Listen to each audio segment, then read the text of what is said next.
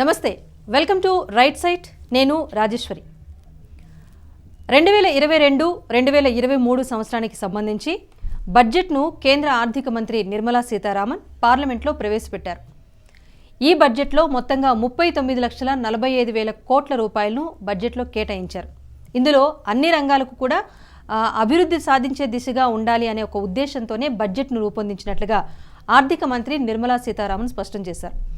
బడ్జెట్ను మొత్తంగా చూసుకుంటే కనుక ప్రధానంగా 4 సూత్రాలపైనే బడ్జెట్ అనేది కొనసాగిందనే చెప్పుకోవచ్చు. ఇందులో మొదటిది పీఎం గతిశక్తి కాగా, రెండవది సమ్మిళిత వృద్ధి సూత్రం, మూడవది అభివృద్ధి ఆధారిత పెట్టుబడులు, నాలుగవది పరిశ్రమలకు ఆర్థిక ఊతం. ఈ 4 సూత్రాల ఆధారంగానే ఈ 4 అంశాలను దృష్టిలో పెట్టుకుని బడ్జెట్ను రూపొందించినట్టుగా తెలుస్తోంది. ఇక వచ్చే 2 ఏళ్ల పాటు కూడా భారత్లో ఆర్థిక హవా కొనసాగుతుందని ఆర్థిక మంత్రి నిర్మలా సీతారామన్ పూర్తి విశ్వాసాన్ని వ్యక్తం చేశారు. అయితే బడ్జెట్ రిలీజ్ అయిన తర్వాత అనేకమైన విశ్లేషణలు, విమర్శలు వస్తున్నాయి. నిలబట్టానికి ఉపయోగపడే బడ్జెట్ తప్పిస్తే అభివృద్ధి దిశగా వెళ్లే బడ్జెట్ కాదు అనే అంశాలు కూడా తెర మీదకు వస్తున్నాయి. అసలు పూర్తిగా బడ్జెట్కు సంబంధించి ఏమేం కేటాయింపులు జరిగాయన్నది ఇవాల్టి రైట్ సైట్లో చూద్దాం. నాన్స్ అన్నది లేదు, నాన్ చుడు లేదు.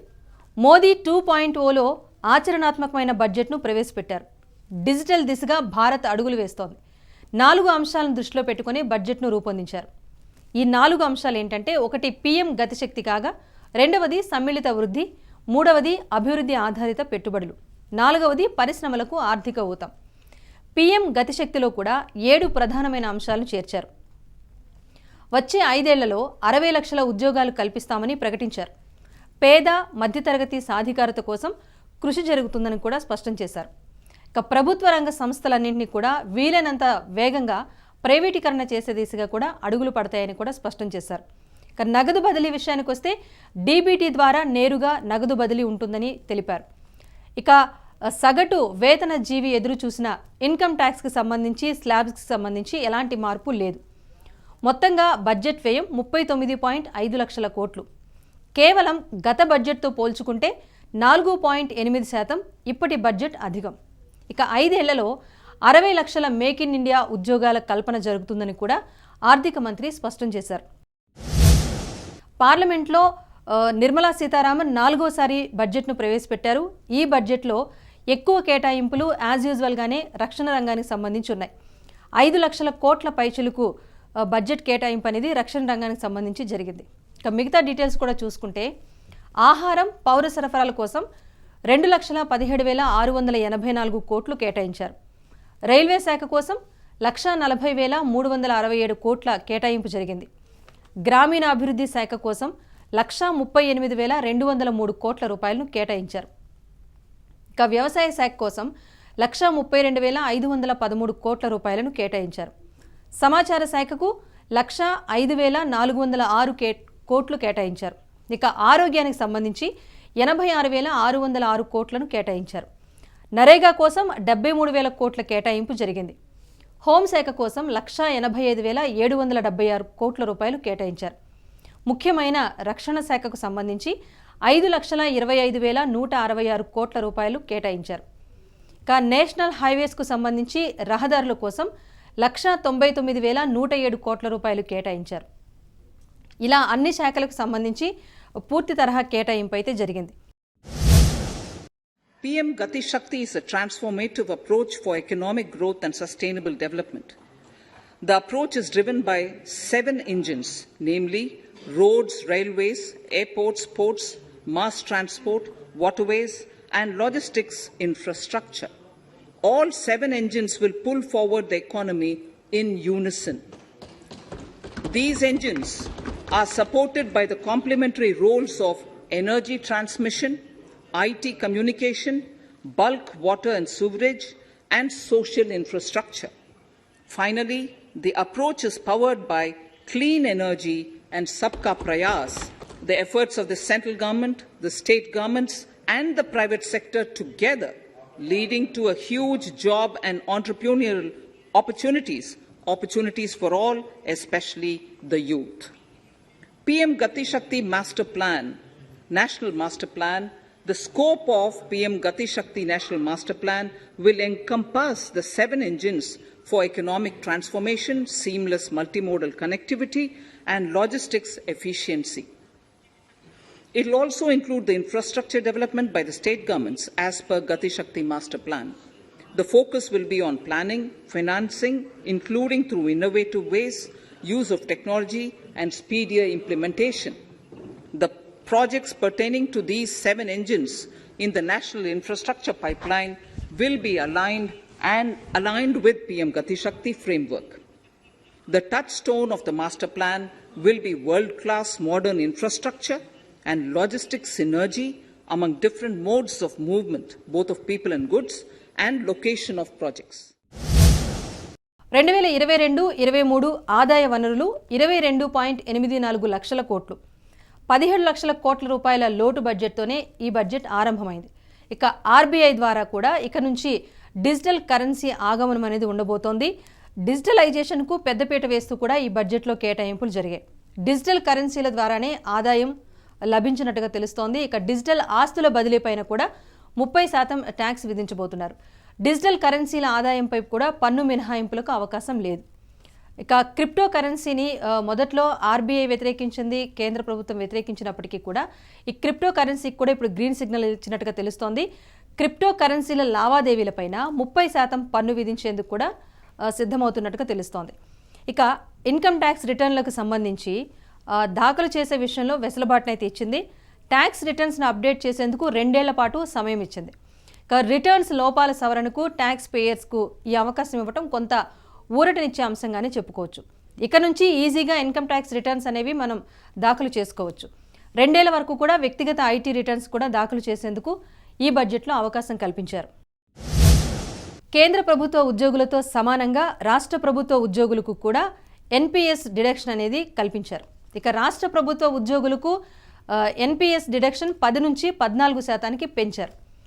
ఆర్బీఐ ద్వారా సెంట్రల్ బ్యాంక్ డిజిటల్ కరెన్సీకి కూడా ఆమోదం లభించింది. రూపాయికి మరింత బలాన్ని చేకూర్చేలా డిజిటల్ రూపీని తీసుకొచ్చారు. కరెన్సీ కార్యకలాపాల నిర్వహణలో డిజిటల్ కరెన్సీ రూపకల్పన జరిగిందని కూడా ఆర్థిక మంత్రి నిర్మలా సీతారామన్ స్పష్టం చేశారు. సో ఆర్థిక వ్యవస్థకు ఉత్సాహం అయితే ఈ డిజిటల్ రూపీ విడుదలతో లభించిందని చెప్పుకోవచ్చు. దీంతో పాటుగా రాష్ట్రాలకు సంబంధించి ఆర్థిక సాయం విషయానికి వస్తే 1,00,000 కోట్ల రూపాయల నిధిని ఏర్పాటు చేస్తున్నట్టుగా కూడా నిర్మలా సీతారామన్ స్పష్టం చేశారు. ఇక ప్రత్యేక నిధి ద్వారా రాష్ట్రాలకు 1,00,000 కోట్ల రూపాయల వడ్డీ లేని రుణాలు కూడా అందజేస్తామని చెప్పారు. వీటికి సంబంధించిన మార్గదర్శకాలన్నీ కూడా పూర్తి వివరాలన్నీ కూడా వెబ్సైట్లో పొందుపరుస్తామని కూడా స్పష్టం చేశారు. ఇక త్వరలో భవనాల ఆధునిక బైలాస్ను కూడా విడుదల చేస్తామని స్పష్టం చేశారు. పట్టణ ప్రణాళిక కోసం ఉన్నత స్థాయి కమిటీని ఒకదాన్ని ఏర్పాటు చేస్తామని కూడా స్పష్టం చేశారు. The income tax is not an allowable expenditure for computation of business income. This includes tax as well as surcharges. The health and education cess is imposed as an additional surcharge on the taxpayer for funding specific government welfare programs. However, some courts have allowed health and education cess as business expenditure, which is against the legislative intent. To reiterate the legislative intent, I propose to clarify that any surcharge or cess on income and profits is not allowable as business expenditure. In 22-23, 80 lakh houses will be completed for the identified eligible beneficiaries of the PM Awas Yojana, both rural and urban. 48,000 crores is allotted for this purpose. The central government will work with the state governments for reduction of time required for all land and construction related approvals, for promoting affordable housing for middle class and for the economically weaker sections in urban areas. We shall also work with the financial sector, regulators, to expand access to capital along with reduction in cost of intermediaries. పట్టణ ప్రణాళిక centre of ఎక్సలెన్సీలకు 250 కోట్ల రూపాయలను ఈ బడ్జెట్లో కేటాయించారు. సులభతర వాణిజ్య ప్రోత్సాహం 2వ దశను కూడా ఈ బడ్జెట్ నుంచి ప్రారంభించబోతున్నారు. ఇక విద్యా సంస్థల విషయానికి వస్తే 5 విద్యా సంస్థలకు పట్టణ ప్రణాళిక సెంటర్ ఆఫ్ ఎక్సలెన్సీ హోదా కూడా కల్పించబోతున్నారు. ఇక మూలధన పెట్టుబడులు అంటే క్యాపిటల్ ఇన్వెస్ట్మెంట్స్కి సంబంధించి రాష్ట్రాలకు కేంద్రం నుంచి సాయం కూడా అందబోతోంది. దేశవ్యాప్తంగా మూలధన పెట్టుబడుల కోసం 10.68 లక్షల కోట్ల రూపాయలను ఈ బడ్జెట్లో కేటాయించారు. ఇక బొగ్గు ద్వారా గ్యాస్ ఉత్పత్తి కోసం 4 పైలట్ ప్రాజెక్టులను కేటాయించారు. దేశీయంగా సౌర విద్యుత్ ప్లాంట్ల తయారీ ప్రోత్సాహకానికి 19,500 కోట్ల రూపాయల కేటాయింపు జరిగింది. ఇక ప్రైవేట్ రంగంలో అడవుల ఉత్పత్తి కోసం నూతన పథకాన్ని కూడా ప్రవేశపెట్టబోతున్నారు. దీంతో పాటుగా పేద ప్రజలకు ఉపయోగపడే విధంగా పీఎం ఆవాస్ యోజనలో భాగంగా పేదలకు 80 లక్షల గృహాలను అందుబాటులోకి తీసుకురావాలని కూడా ఈ బడ్జెట్లో లక్ష్యంగా పెట్టుకున్నారు. 44,000 కోట్ల రూపాయలతో అందుబాటు ధరల్లోనే ఈ గృహాల నిర్మాణం ఉంటుందని కూడా ఆర్థిక మంత్రి ప్రకటించారు. దీంతో పాటుగా పట్టణ సరిహద్దుల్లో ఉన్న గ్రామాల అభివృద్ధి కోసం కూడా ప్రత్యేక పథకాన్ని ప్రవేశపెడతామని ఆర్థిక మంత్రి నిర్మలా సీతారామన్ స్పష్టం చేశారు. ఇక రక్షణ రంగం విషయానికి వస్తే ప్రైవేట్ సంస్థలకు అవకాశం ఇస్తున్నారు. ఇప్పటి వరకు విదేశాల నుంచి కొన్ని రక్షణ రంగానికి సంబంధించిన ఆయుధాలు కానివ్వండి, కొన్ని కీలక అవసరాలన్నీ కూడా విదేశీ సంస్థల నుంచే దేశానికి దిగుమతుల రూపంలో చేరుకునేవి. సో ఇక నుంచి దేశంలోనే ప్రైవేట్ సంస్థలకు 68% వరకు కూడా వారికే అవకాశం కల్పించి దేశంలోని ప్రైవేట్ సంస్థలను రక్షణ రంగానికి సంబంధించిన ఆయుధాల తయారీకి సంబంధించి కేంద్ర ప్రభుత్వం నుంచి సపోర్ట్ ఉంటుందని కూడా నిర్మలా సీతారామన్ స్పష్టం చేశారు. ఇక డిఆర్డీఓ ఇతర రక్షణ పరిశోధన సంస్థల భాగస్వామ్యంతో ప్రైవేట్ సంస్థలకైతే అవకాశం కల్పించబోతున్నారు. ఇక రక్షణ ఉత్పత్తుల దిగుమతులను పూర్తిగా తగ్గించి దేశంలోనే తయారయ్యేలా ప్రోత్సహించి స్వయం సమృద్ధి సాధించే విధంగా కృషి జరుగుతుందని కూడా సీతారామన్ స్పష్టం చేశారు. ఇక విద్యాపరంగా చూసుకుంటే విద్యా సంస్థలు, పరిశోధనా సంస్థలు, ప్రభుత్వ సంస్థల మధ్య ఒక బలమైన అనుసంధానం ఏర్పాటు చేసే దిశగా కూడా ఈ బడ్జెట్లో ఒక పునాది అయితే జరిగింది. విద్యారంగంలో తొలిసారిగా డిజిటల్ యూనివర్సిటీని ప్రవేశపెట్టారు. దీంతో పాటుగా డిజిటల్ విద్యను అందరికీ అందించే ప్రయోగాలు కూడా జరుగుతున్నాయి. డిజిటల్ విద్యకు సంబంధించి శిక్షణను కూడా ఉపాధ్యాయులకు అలాగే విద్యార్థులకు కూడా అందించబోతున్నారు. ఆత్మనిర్భరత in defence. Our government is committed to reducing imports and promoting Atmanirbharta in equipment for the armed forces.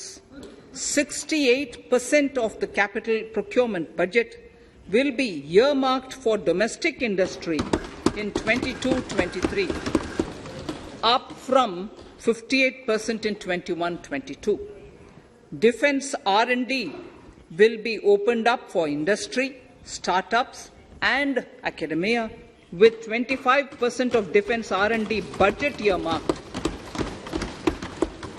Private industry will be encouraged to take up design and development of military platforms and equipment in collaboration with DRDO and other organizations through SPV model. An independent nodal umbrella body will be set up for meeting wide-ranging testing and certification requirements. Artificial intelligence, geospatial systems and drones, semiconductor and its ecosystem, space economy, genomics and pharmaceuticals, green energy and clean mobility systems have immense potential to assist sustainable development at scale and modernize the country. They provide employment opportunities for our youth and make Indian industry more efficient and competitive. Supportive policies, light touch regulations, facilitative actions to build domestic capacities and promotion of research and development will guide the government's approach. ఇక వ్యవసాయ రంగానికి సంబంధించి కూడా drone శక్తి కార్యక్రమంలో భాగంగా అంకుర సంస్థలకు అన్నింటి కూడా ప్రోత్సాహం ఇస్తున్నారు. దేశవ్యాప్తంగా వ్యవసాయానికి సంబంధించి ఈ డ్రోన్ల సహాయంతో భూసార పరీక్షలు కానీ లేకపోతే ఇతరత్ర పరీక్షలన్నీ కూడా నిర్వహించేందుకు ఈ బడ్జెట్లో కొంత కేటాయింపులు జరిగాయి. అందరూ ఎంతగానో ఎదురు చూస్తున్న 5G సాంకేతికతను ఈ ఏడాది నుంచి అందుబాటులోకి తీసుకొస్తామని కూడా ఆర్థిక మంత్రి నిర్మలా సీతారామన్ స్పష్టం చేశారు. 2022-23లో ప్రైవేట్ సంస్థల ద్వారా 5G సాంకేతికతను అందుబాటులోకి తీసుకొచ్చే ప్రయత్నం జరుగుతుందని స్పష్టం చేశారు. దీంతో పాటుగా 2022-23లో ఈ పాస్పోర్ట్ల జారీకి కొత్త సాంకేతికతను కూడా అందుబాటులోకి తీసుకొస్తున్నామని కూడా స్పష్టం చేశారు. ఇక నుంచి చిప్ ఆధారిత పాస్పోర్ట్ల జారీ జరుగుతుందని కూడా స్పష్టం చేశారు. వీటితో పాటుగా డిజిటలైజేషన్ వైపు ఎక్కువగా ఆసక్తి చూపించారు. కరోనా నేపథ్యంలో డిజిటల్ వినియోగం అనేది బాగా పెరిగిన నేపథ్యంలో డిజిటల్ ఎడ్యుకేషన్, డిజిటల్ ట్రాన్సాక్షన్స్, అలాగే డిజిటల్ బ్యాంకింగ్కి సంబంధించి కూడా అవసరం ఉన్న నేపథ్యంలో మొత్తంగా 75 జిల్లాల్లో 75 డిజిటల్ బ్యాంకింగ్ యూనిట్లకు కూడా ఈ బడ్జెట్లో కేటాయింపులు చేశారు. ఇక మహిళలు, చిన్నారుల అభివృద్ధికి సంబంధించి 3 ప్రత్యేక పథకాలను తీసుకొచ్చారు. దేశవ్యాప్తంగా ఏకీకృత రిజిస్ట్రేషన్ పథకాన్ని కూడా అందుబాటులోకి తీసుకొచ్చారు. అంటే దేశంలో ఎక్కడి నుంచైనా సరే రిజిస్ట్రేషన్ చేసుకునేందుకు అనుగుణంగా ఒక నూతన వ్యవస్థను అందుబాటులోకి తీసుకురాబోతున్నారు. దేశవ్యాప్తంగా డీడ్లు, రిజిస్ట్రేషన్లకు కూడా ఒక ఆధునిక వ్యవస్థ ఏర్పాటు అనేది జరగబోతుందని ఆర్థిక మంత్రి నిర్మలా సీతారామన్ స్పష్టం చేశారు. ఇక ఎంఎస్ఎంఈల రేటింగ్కు 6,000 కోట్ల రూపాయలతో ప్రత్యేక పథకానికి కూడా రూపకల్పన చేశారు. పంటల పరిశీలన, భూ రికార్డులు, పురుగుల మందు పిచికారీకి కిసాన్ డ్రోన్లు వినియోగంలోకి వస్తాయని కూడా స్పష్టం చేశారు. వ్యవసాయ సాగు రంగంలో యాంత్రీకరణ కోసం పెద్ద ఎత్తున ప్రోత్సాహం ఉంటుందని కూడా స్పష్టం చేశారు. వరి, గోధుమ కొనుగోళ్లు, మద్దతు ధరల కోసం 2.37 లక్షల కోట్ల రూపాయల కేటాయింపు ఈ బడ్జెట్లో జరిగింది. ఇక పోస్ట్ ఆఫీసుల ద్వారా online banking, net banking, ATM సేవలు అందుబాటులోకి తీసుకురావడం కోసం 1.5 లక్షల రూపాయలను కేటాయించారు. ఇక దేశవ్యాప్తంగా జిల్లాల వారీగా వెనుకబడిన ప్రాంతాల్లో ప్రత్యేక అభివృద్ధి పథకం కూడా అమలు కాబోతుందని చెప్పారు.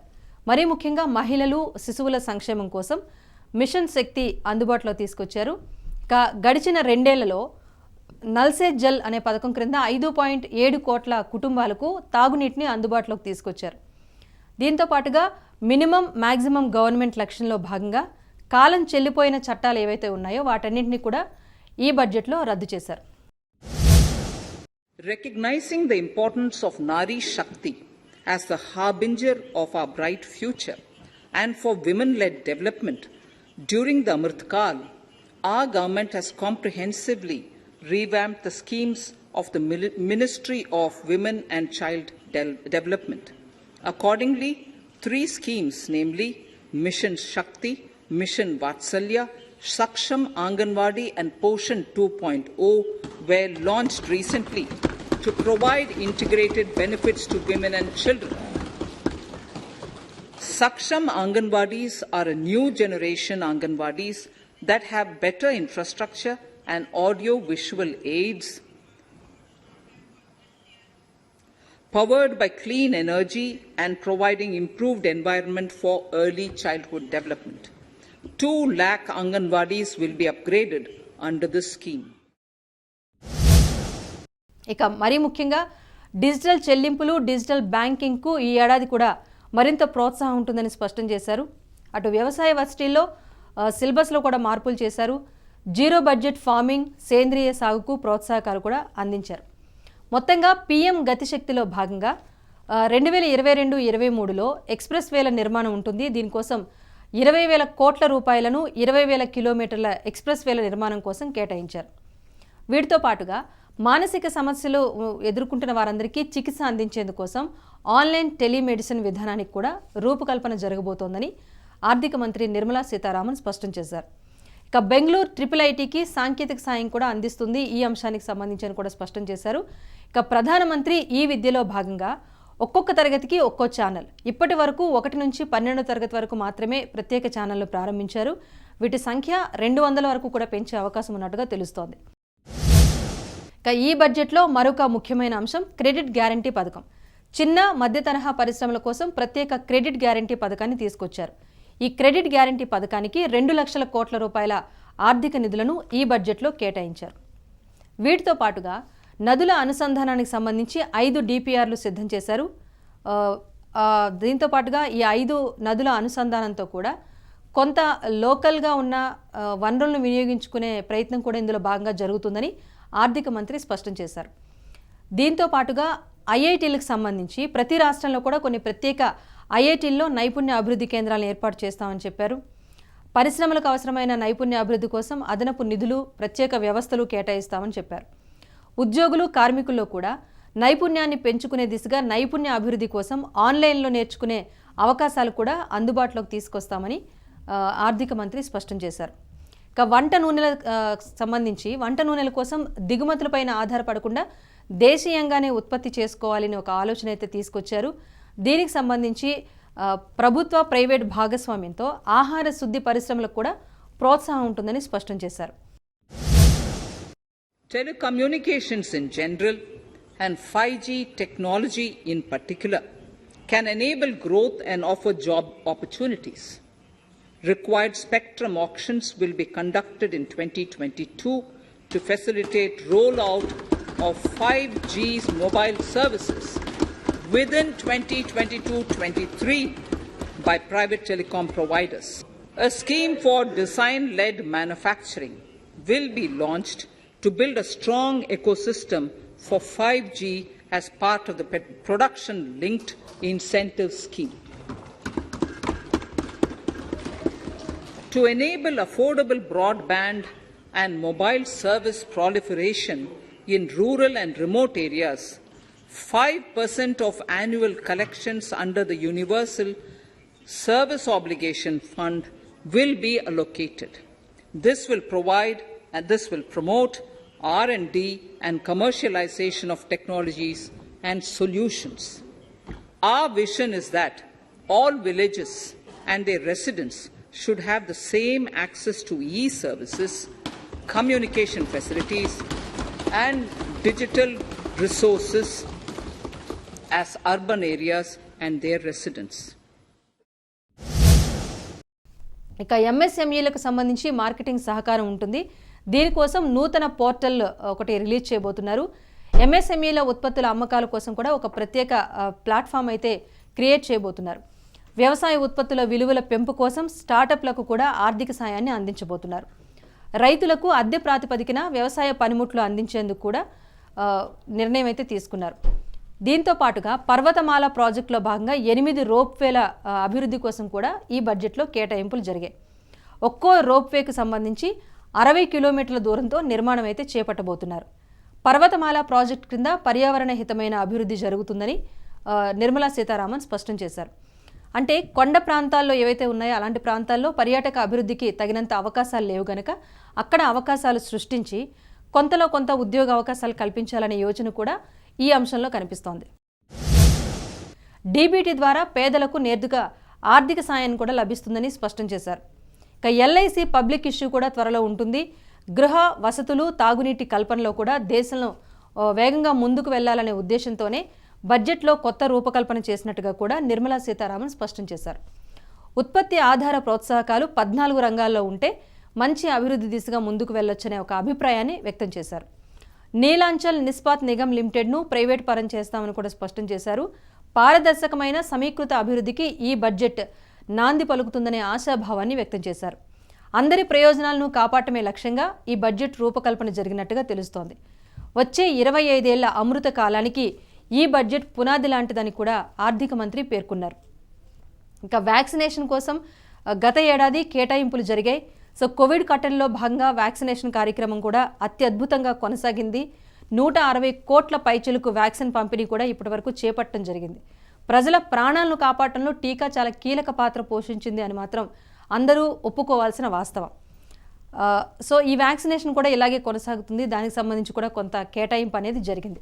ఇక పేద మధ్యతరగతి సాధికారత కోసం కృషి చేస్తామని కూడా ఆర్థిక మంత్రి స్పష్టం చేశారు. ఇప్పుడు ప్రవేశపెట్టిన ఈ బడ్జెట్ అనేది వచ్చే 2 ఏళ్లలో దేశంలో కొనసాగే ఆర్థిక హవాకు ఉపయోగపడుతుందని అటు ఆర్థిక మంత్రి స్పష్టం చేస్తూ ఉంటే ఇది కేవలం నిలబడటానికి ఉపయోగపడే బడ్జెటే తప్పిస్తే ఏ రకంగా అభివృద్ధి చేస్తారు అనే విమర్శలు కూడా వస్తున్నాయి. మరీ ముఖ్యంగా తెలంగాణ విషయానికి వస్తే ఇప్పుడు రిలీజ్ చేసిన బడ్జెట్ అంతా కూడా మసిపూసి మారేడుకాయ చేశారంటూ కేసీఆర్ వ్యాఖ్యానించారు. గోల్మాల్ బడ్జెట్ అంటూ తేల్చేశారు కేసీఆర్. సో నిర్మలమ్మ బడ్జెట్ తీవ్ర నిరాశకు గురి చేసిందని కూడా కేసీఆర్ స్పష్టం చేశారు. ఇందులో ఒక అంకెల గారడి తప్ప వేరే ఏమీ కనిపించడం లేదంటూ ఆయన ధ్వజమెత్తారు. అయితే ఆమె చెప్పిందేమో శాంతి పర్వంలో శ్లోకం చెప్పింది ధర్మ మార్గానికి సంబంధించి, కానీ ప్రవచించిందేమో అధర్మం, అసత్యం. ఆమె ఆర్థిక శాఖ మంత్రి గారు ఆమె ఆత్మవంచన చేసుకుంటూ దేశ ప్రజలను కూడా ఘోరంగా వంచింది. చాలా ఘోరంగా, చాలా దారుణంగా. ఎందుకంటే బడ్జెట్లో అందరికీ గుండుసున్నా వాటి కల్లా డొల్లా ప్రచారం గోల్మాల్ గోవిందం తప్ప ఎవ్వరికీ ఏం లేదు దాంట్లో. పేద ప్రజలకైతే గుండు సున్నా. సరే వాళ్ళు చెప్తారు వాళ్ళ ఇష్టమైన లెక్క, వాస్తవ లెక్కలు వేరే ఉన్నాయి. 38-40 కోట్లు ఉండే ఎస్సీ ఎస్టీలకు కలిపి వాళ్ళ సంక్షేమానికి భారత ప్రభుత్వం పెట్టిన బడ్జెట్ 12,800 కోట్లు. ఇంతకన్నా సిగ్గుచరం ఇంకోటి ఉండదు. ఇక ఇంతకన్నా దుర్మార్గమైనటువంటి దళితులు గిరిజనుల సంక్షేమం పట్ల ఈ కేంద్ర ప్రభుత్వానికి ఎంత చిత్తశుద్ధి ఉంది, ఇంతకన్నా దౌర్భాగ్యం ఇంకోటి ఉండదు.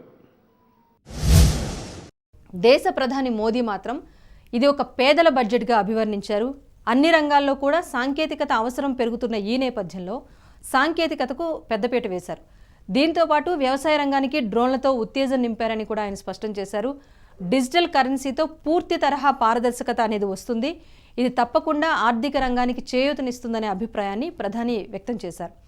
పేదవాడి సొంతిల్లు సాకారమయ్యేలా ఉంది ఈ బడ్జెట్ అని కూడా ఆయనైతే సంతృప్తి వ్యక్తం చేశారు. సో ఓవరాల్గా బడ్జెట్ విషయానికి వస్తే ఆర్థిక విశ్లేషకులు చెప్తున్నంత వరకు చూసుకుంటే గొప్పగా బడ్జెట్ లేకపోయినప్పటికీ వేతన జీవులకు నిరాశ అని చెప్పుకోవచ్చు. కేవలం నిలబడటానికి, దేశ ఆర్థిక వ్యవస్థను కాపాడుకోవటానికి మాత్రమే ఇప్పటి బడ్జెట్ కేటాయింపులు అన్న విమర్శలు కూడా వినిపిస్తున్నాయి.